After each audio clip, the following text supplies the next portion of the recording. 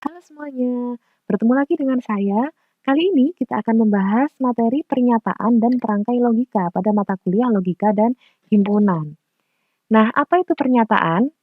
Jadi pernyataan itu nama lainnya adalah proposisi. Proposisi ini merupakan kalimat yang hanya mempunyai nilai benar saja atau salah saja, tetapi tidak sekaligus bernilai keduanya. Ya, jadi di sini proposisi atau pernyataan itu tidak mungkin mengandung nilai benar dan salah dalam satu kalimat. Jadi bisa benar saja atau mungkin salah saja. Dengan contoh seperti ini. Nah, untuk proposisi yang bernilai benar, yang pertama adalah lingkaran mempunyai sisi tak berhingga.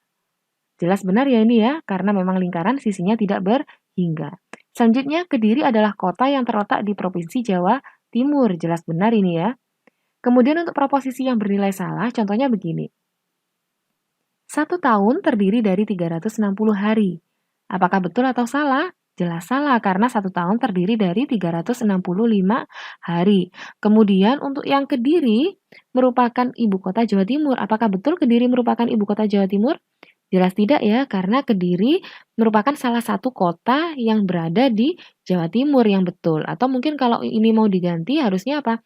Surabaya merupakan ibu kota Jawa Timur. Jadi suatu proposisi atau pernyataan itu pasti di dalamnya mengandung nilai benar saja atau salah saja dan tidak mungkin mengandung benar dan salah dalam satu kalimat. Itu adalah definisi dari pernyataan atau proposisi. Nah, selanjutnya apa itu kalimat terbuka? Jadi, suatu pernyataan itu mempunyai nilai benar saja atau salah saja. Namun bagaimana jika, suatu kalimat itu tidak bisa ditentukan benar dan salahnya, maka kita sebut sebagai kalimat terbuka. Jadi kalimat terbuka itu merupakan kalimat yang belum diketahui nilai kebenarannya, karena masih memiliki variabel atau peubah. Ya, artinya apa? Variabel atau peubah di sini contohnya ini ya, X min Y sama dengan 30. Nah, variabel atau peubah di sini ini tidak bisa ditentukan apakah betul atau salah. Karena apa? Kita tidak bisa menentukan X-nya berapa, Y-nya berapa. Kalau suatu pernyataannya seperti ini kan gitu ya. Sehingga ini disebut sebagai kalimat terbuka. Nah, selanjutnya dalam pernyataan atau proposisi itu ada yang namanya pernyataan berkuantor. Nah, apa sih itu berkuantor? Jadi ada ciri-cirinya ya. Proposisi yang menunjukkan suatu keberadaan dan biasanya menggunakan kata-kata semua, setiap, beberapa, atau ada. Nah, di situ nanti kalian mungkin kata kuncinya di sini ya, semua, setiap, beberapa, atau ada. Nah, sebelum kita mencontohkan pernyataan berkuantor, nah pernyataan berkuantor itu dibagi menjadi dua, jadi kuantor universal dan kuantor eksistensial. Yang pertama kita bahas terkait kuantor universal dulu. Nah, kuantor universal itu merupakan suatu proposisi yang benar secara menyeluruh dalam semesta pembicaraan. Jadi, ini ya, apa namanya, lebih tepatnya kalau kuantor universal itu menggunakan kata-kata semua atau setiap, gitu. Nah, contohnya begini, setiap mahasiswa menggunakan baju berkerah saat ke kampus. Jadi di sini yang perlu kita lihat adalah kata-kata setiap. Jadi kalau ada kata-kata setiap, maka pernyataan ini merupakan pernyataan kuantor universal. Nah, selanjutnya untuk yang kedua, semua dosen minimal berijazah S2. Jadi semua ada kata-kata semua, maka yang B ini juga merupakan contoh dari kuantor universal karena ada kata-kata semua. Nah, selanjutnya untuk kuantor eksistensial bagaimana? Kalau kuantor eksistensial ini merupakan proposisi yang dimaksudkan untuk menyatakan bahwa paling tidak ada satu unsur yang membuat proposisi itu benar. Jadi paling tidak itu ada satu unsur yang membuat pernyataan itu benar. Nah, biasanya di sini ada kata-kata beberapa atau ada gitu ya. Nah, jadi begini, ada mahasiswa yang berdoa sebelum belajar.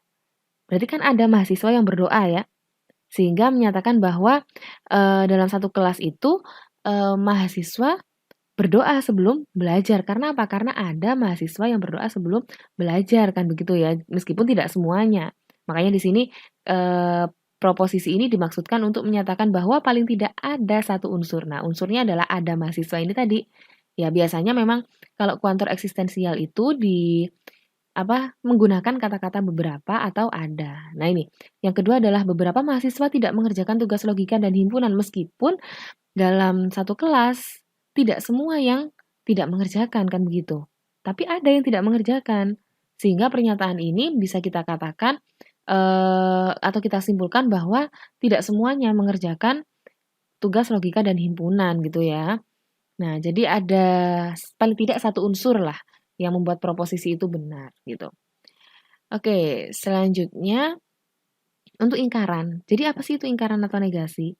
Ingkaran atau negasi itu merupakan suatu kebalikan dari suatu pernyataan. Jadi kalau tadi pernyataan itu adalah sesuatu yang bisa kita nilai benar atau salah kan gitu ya dalam satu pernyataan kan gitu ya, bisa benar bisa salah kan gitu. Nah, lawannya apa? Jadi lawannya itu kita sebut sebagai ingkaran atau negasi. Itu merupakan lawan dari suatu pernyataan. Nah, di sini misalkan nih, misalkan P adalah suatu pernyataan, maka negasi atau ingkaran dari P kita tuliskan dengan simbol seperti ini ya, negasi itu seperti ini ya. Atau mungkin juga kalian menemukan bahwa negasi itu bentuknya seperti tanda negatif gitu ya. Tanda negatif kemudian ada tanda sikunya di sebelah kanan gitu. Nah, itu juga negasi seperti yang ada di buku ya. Nah, contohnya begini. Jadi ada kalimat P, Jakarta ibu kota Indonesia. Maka lawannya dari P berarti Jakarta bukan ibu kota Indonesia. Jadi tinggal menambahi kata-kata bukan gitu ya. Itu kalau ingkaran gitu ya.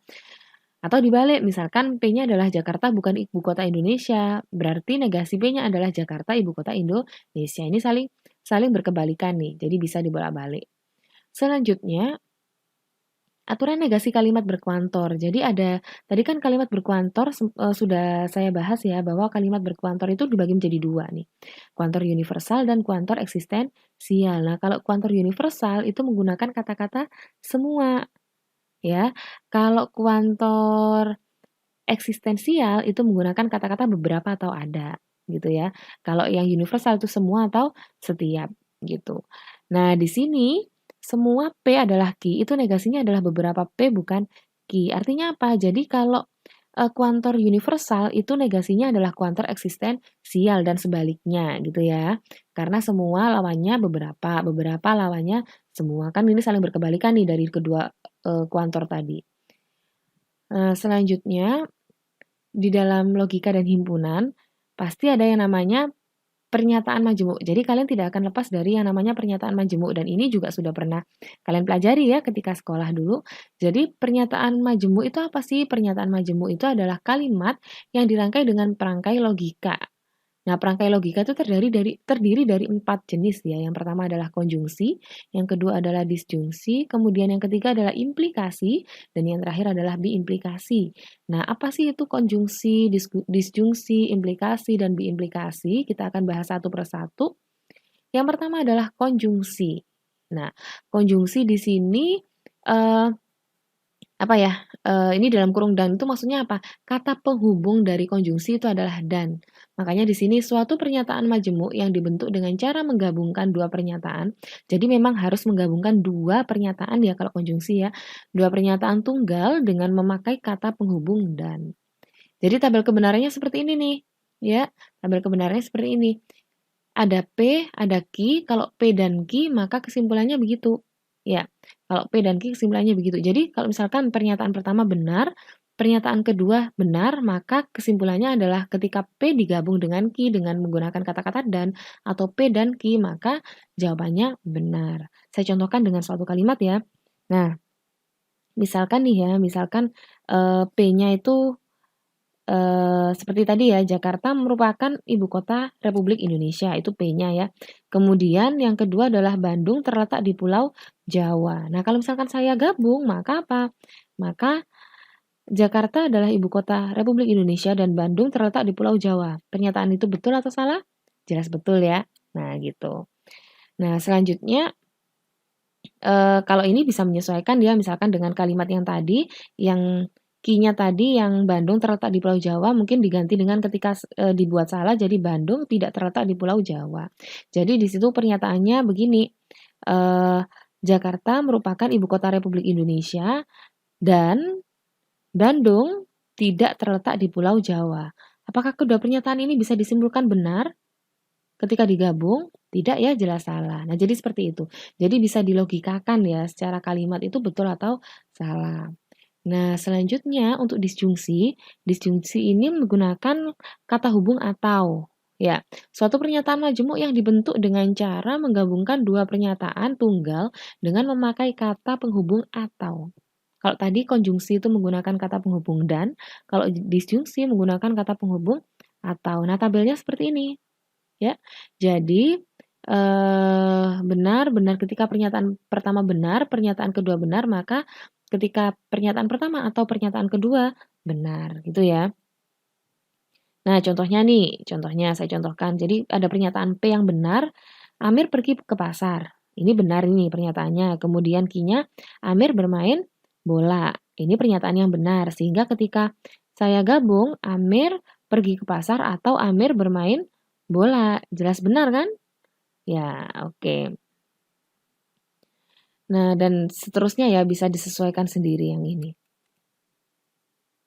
Selanjutnya, ada implikasi namanya. Ya, jadi implikasi itu apa sih? Ya, implikasi itu merupakan operasi penggabungan dua buah pernyataan yang menggunakan penghubung logika jika maka. Jadi jika pernyataan P maka pernyataan Q. Jadi begitu. Maka lambangnya bentuknya seperti ini ya, seperti tanda panah ya. P tanda panah Q ini bacanya jika P maka Q gitu ya. Nah, contohnya seperti ini. Jadi misalkan nih ya, P-nya adalah hari ini matahari bersinar terang. Itu pernyataan yang benar. Ya, untuk pernyataan Q-nya mungkin saya bikin hari ini ya, oke, hari ini angin bertiup kencang gitu ya.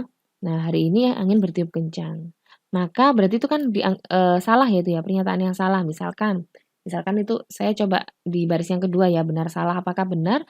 Nanti kesimpulannya adalah salah. Nah, pernyataan pertama tadi, hari ini, pernyataan P, hari ini matahari bersinar terang. Itu pernyataan yang benar. Kemudian pernyataan Q-nya adalah hari ini angin bertiup kencang. Ya, berarti itu pernyataan yang salah. Ketika saya gabungkan, jika P maka Q, maka hasilnya salah. Berarti pernyataannya jadi begini. Ya, jika hari ini matahari bersinar terang, maka hari ini angin bertiup kencang. Apakah betul? Itu kan saling berkebalikan ya. Jadi kesimpulannya salah. Bisa difahami ya? Selanjutnya, yang terakhir adalah biimplikasi. Jadi biimplikasi itu menggunakan kata hubung jika dan hanya jika. Lambangnya seperti ini ya, tanda panah cuman ada tujuan panahnya bolak-balik ya. Jadi ke arah P dan juga ke arah Q gitu ya. Nah, biimplikasi merupakan operasi penggabungan dua buah pernyataan yang menggunakan penghubung logika jika dan hanya jika. Nah, tabel kebenarannya seperti ini ya. Jadi, ketika pernyataan pertama benar, pernyataan kedua benar, nah, maka pernyataan jika P ya dan hanya jika Q gitu ya, itu juga benar kan begitu. Nah, oke sangat mudah sekali ya. Jadi perangkai logika itu ada berapa? Ada 4 ya. Yang pertama adalah konjungsi, yang kedua adalah eh apa yang kedua tadi ya? Konjungsi, kemudian ya, disjungsi, betul. Kemudian implikasi dan biimplikasi. Jadi, 4 ini harus difahami ya. Ada konjungsi itu menggunakan kata bantu dan, kemudian kata penghubung dan, kemudian disjungsi itu menggunakan kata penghubung atau, kemudian implikasi ini jika maka, kemudian biimplikasi ini jika dan hanya jika. Dan jelas bahwa pernyataan itu merupakan pernyataan majemuk. Kenapa? Karena pernyataan yang menghubungkan dua kalimat kan begitu ya. Nah, oke. Jika ada pertanyaan terkait pernyataan dan perangkai logika, maka kalian bisa bertanya melalui kolom komentar atau bisa tanya melalui WhatsApp gitu ya. Mungkin itu saja yang bisa saya sampaikan kali ini. Kurang lebihnya mohon maaf. Saya akhiri. Wassalamualaikum warahmatullahi wabarakatuh.